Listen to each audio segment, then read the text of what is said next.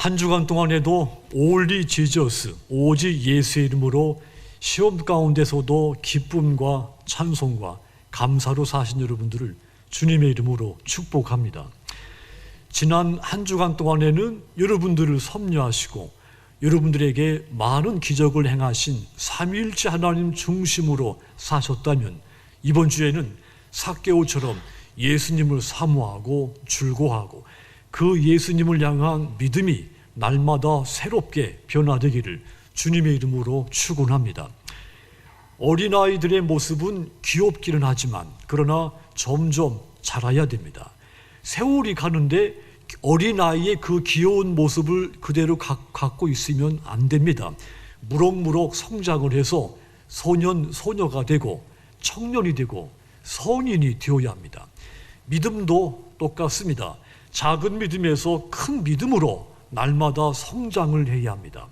처음 수준의 신앙이 세월이 흘렀는데도 그대로 있다면 죽은 신앙이 되는 것입니다.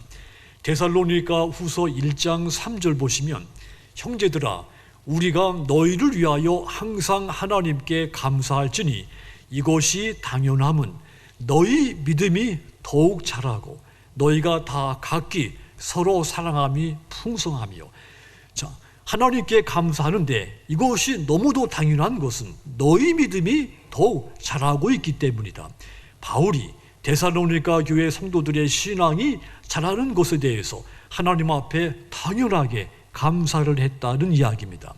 이 본문 속에 삭개오도 보시면 그의 신앙이 점점 커가는 것을 볼 수가 있습니다.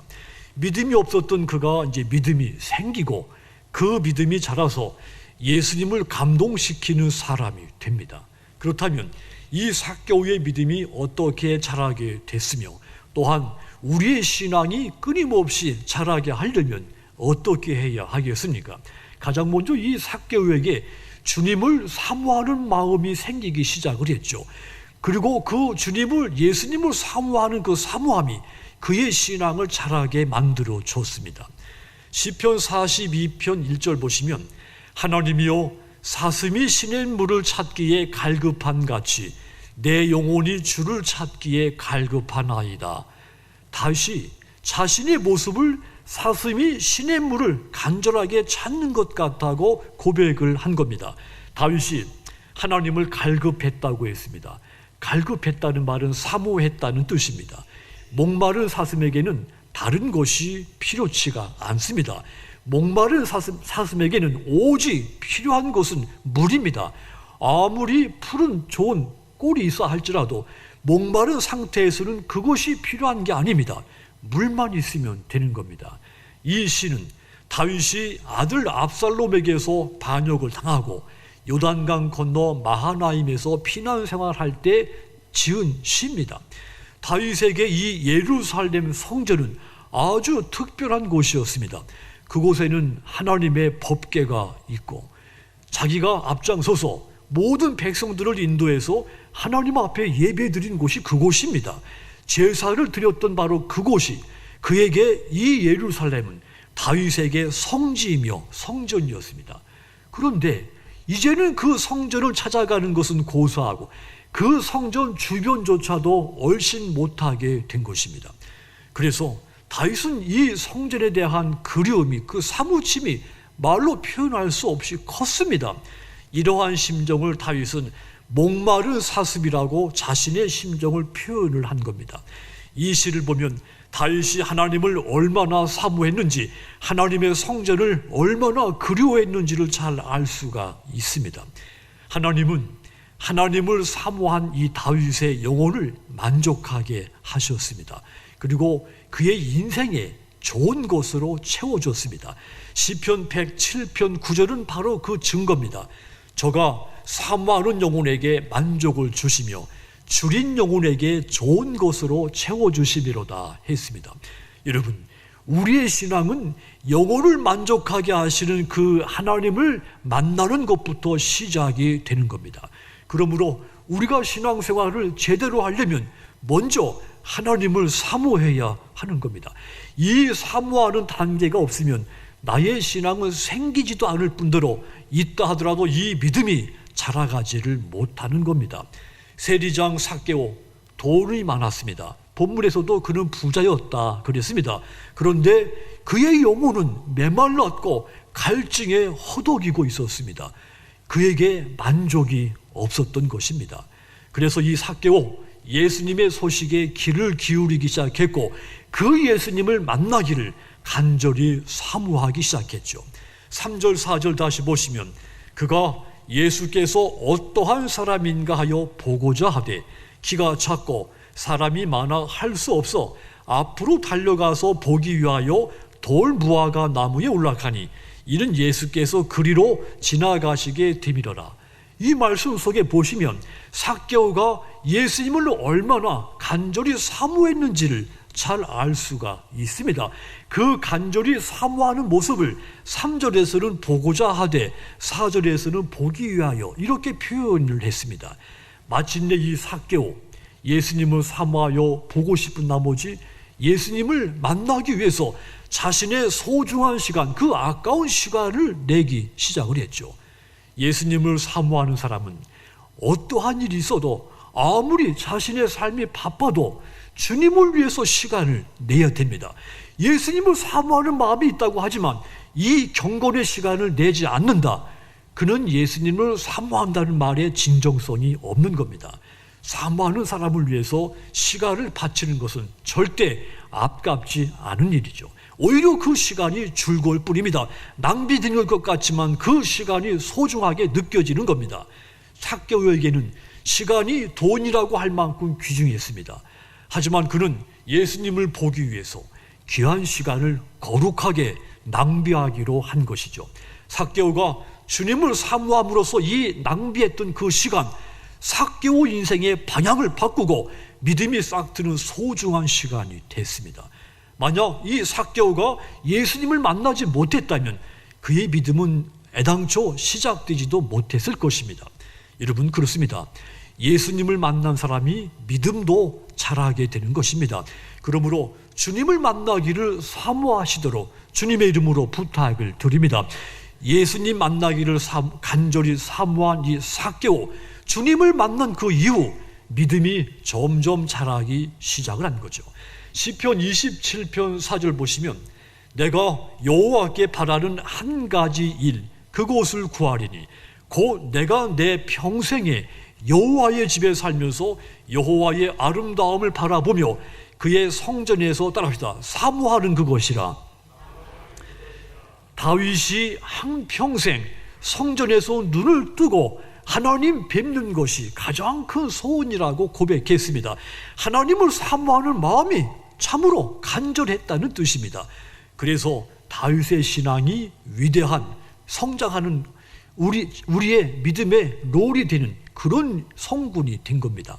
여러분 안에도 주님을 사모하는 믿음이 있었습니다. 찬양을 드리고 말씀을 듣고 또 기도를 드리고 예배하는 시간이 언제나 기다려졌었습니다.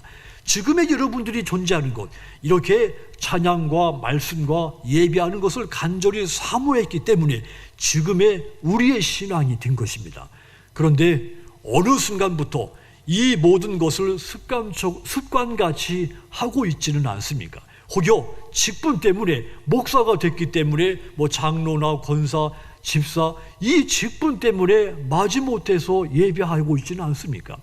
또는 나이가 들어서 이제는 체면 때문에 이렇게 하나님 앞에 예배드리는 그런 자기 자신을 발견되지는 않습니까?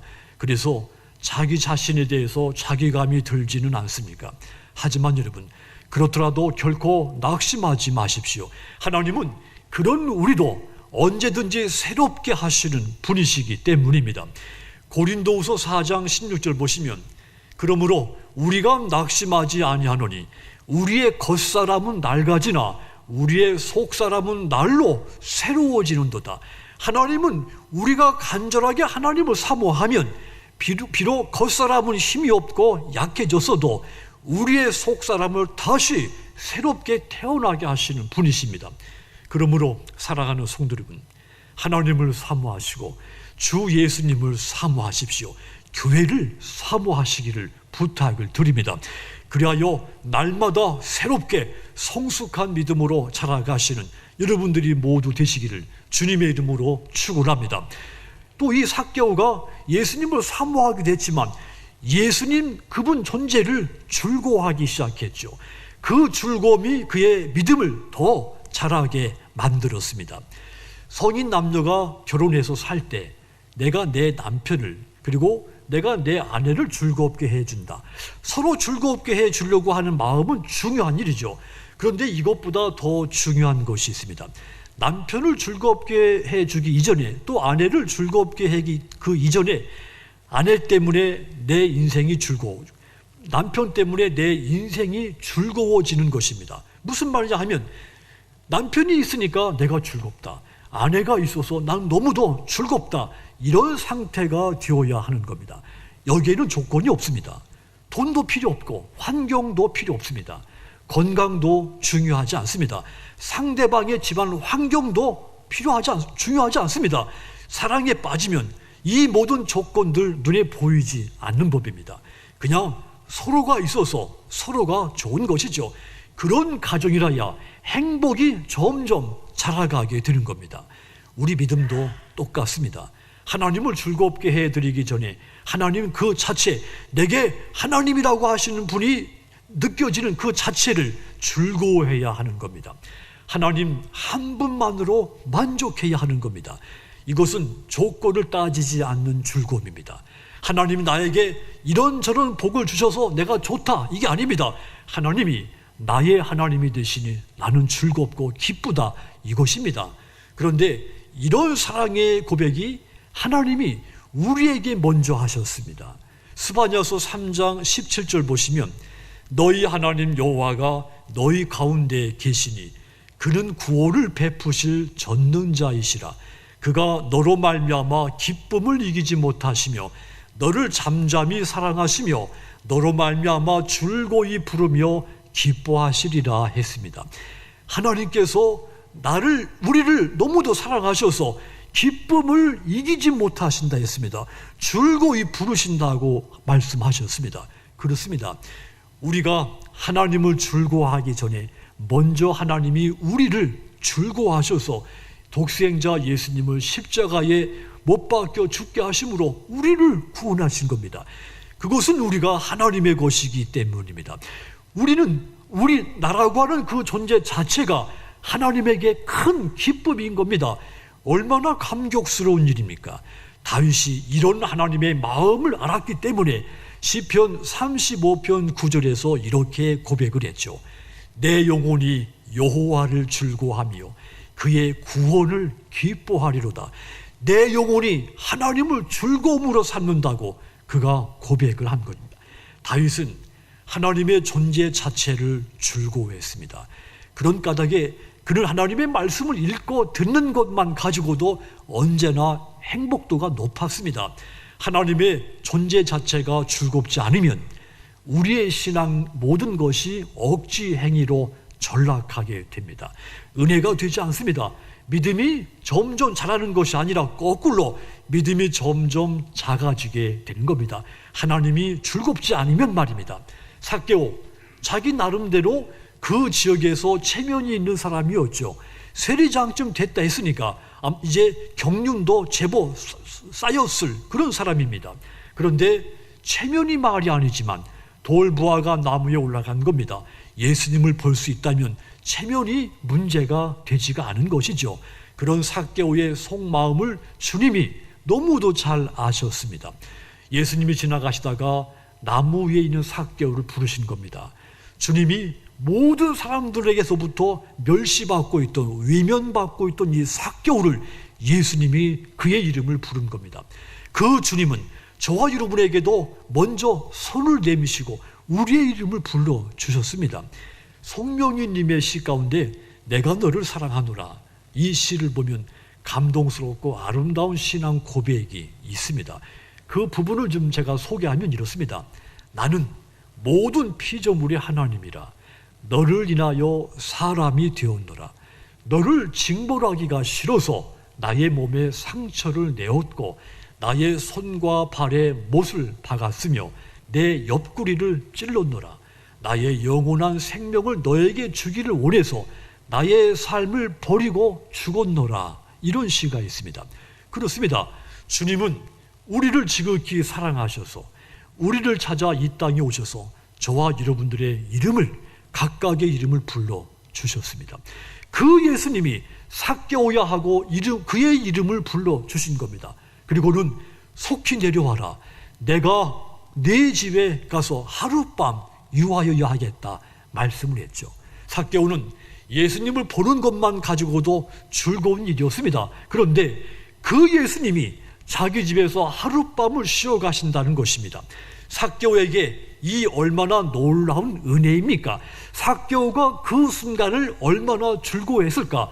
저는 상상하기가 어려울 것 같습니다. 그 삭개오가 6절을 다시 보면 급히 내려와 즐거워하며 영접을 했다 그랬습니다. 삭개오에게 예수님 존재 자체가 너무도 큰 즐거움이었던 겁니다. 삭개오는 그 즐거움 가운데 주님을 자기 집에 정중히 모십니다. 삭개오는 예수님을 사모하는 마음에서 즐거워하는 마음으로 한 단계 업그레이드 된 겁니다. 그의 믿음이 한 단계 더 자라게 된 겁니다. 삭개오 이야기를 계속 읽어보면 예수님을 즐거워함으로써 그의 믿음이 어떻게 더 점점 더 자라나는지를 실감할 수가 있죠. 보십시오. 예수님이 삭개오 집에 들어갈 때 다른 사람들이 수군거리기 시작했습니다. 예수님이 죄인의 집에 들어갔다. 예수님만 조롱하는 게 아닙니다. 삭개오까지도 덩달아 지금 사람들이 조롱하고 수군거리는 거죠. 하지만 이 삭개오 그래도 즐거울 뿐이었습니다. 다른 사람들의 시선을 신경 쓰지 않았습니다. 누가 무엇이라고 해도 삭개오는 예수님이 즐거웠습니다. 우리도 처음 주님 만났을 때 이 삭개오처럼 기뻤습니다. 그때 우리는 가족들이 반대하고 내 주변 사람들이 그 시선이 따가웠지만 그런 것에 아랑곳하지 않고 성교회 가서 예배를 드리고 찬송을 불렀습니다. 기도를 했죠. 저도 그랬습니다. 오직 예수님 때문에 즐거웠기 때문입니다. 이렇게 하나님을 기뻐하고 즐거워하는 신앙이 큰 신앙인 겁니다. 그러므로 하나님의 소유가 된 것을 즐거워하시고 하나님의 자녀가 되고 하나님의 백성이 된 것, 이 사실을 즐거워하시도록 주님의 이름으로 부탁을 드립니다. 예수 믿는 사람은 마지막 날까지 하나님을 즐거워해야 합니다. 세상도 때때로 내게 즐거움을 줄 수 있습니다. 하지만 세상이 내게 주는 그 즐거움, 세상이 도로 뺏어갈 수 있습니다. 하지만 하나님 때문에 생긴 즐거움, 예수님 때문에 생긴 즐거움, 하나님으로 인한 그 즐거움, 주님으로 인한 이 즐거움은 어느 누구도 여러분에게서 뺏어갈 수 없습니다. 그렇다면 하나님 한 분만으로 즐거워하도록 하십시오. 처음 주님을 만난 순간같이 하나님의 소유된 것, 하나님의 백성된 것 즐거워하시도록 부탁을 드립니다. 하여 이 삭개오처럼 한 단계 더 믿음이 자라가시는 여러분들이 다 되시기를 주님의 이름으로 축원합니다. 삭개오의 믿음이 또 한 단계 더 자라게 되는 요소가 있습니다. 그는 자신의 삶을 갱신하기 시작했죠. 이 삶의 갱신을 통해서 그의 믿음은 더 한 발자국씩 나아가게 됩니다. 믿음이 제자리 걸음을 하지 않았습니다. 점점 더 깊이 있게 달라지게 됐죠. 8절부터 10절까지 보시면 삭개오가 서서 주께 여짜오되 주여 보시옵소서 내 소유의 절반을 가난한 사람들에게 주겠사오며 만일 누구의 것을 속여 빼앗은 일이 있으면 네 갑절이나 갚겠나이다. 삭개오가 예수님을 만나고 다른 사람으로 완전히 달라졌습니다. 삭개오가 예수님을 향해서 주여 이렇게 고백하고 불렀다고 하는 것은 중요한 일이죠. 예수님을 주라고 부르는 것, 신앙적인 의미가 담겨 있습니다. 삭개오의 믿음이 점점 더 깊이가 깊어졌다는 증거입니다. 또 보시옵소서 이 말도 주목하십시오. 이 말 속에 의지의 단호함, 또 결단한 것을 실천하려고 하는 그 단단한 결심을 볼 수가 있습니다. 삭개오가 보시옵소서 무엇을 보라는 것입니까? 내 인생의 모든 것, 과거와 현재, 미래까지도 보라는 겁니다. 내가 가진 모든 것을 주님 보십시오. 여러분들 인생의 모든 것을 이 자리에서 공개해서 보일 수 있겠습니까? 어림없는 일입니다. 저도 마찬가지죠. 제가 제 과거와 현재 제가 여러분 앞에 다 공개가 되겠습니까? 저는 그렇게 못할 것 같습니다. 사생활이 돼 공개하고 싶지 않은 사생활, 공개할 수 없는 그런 사생활이 있기 때문이죠. 그런데 삭개오가 달라졌습니다. 과거 같았으면 어림도 없는 일이 그에게서 일어난 겁니다. 더군다나 과거 생활 절대로 공개할 수 없는 사람이었습니다. 공개되는 것이 가장 두려웠던, 가장 꺼려했던 사람이었죠.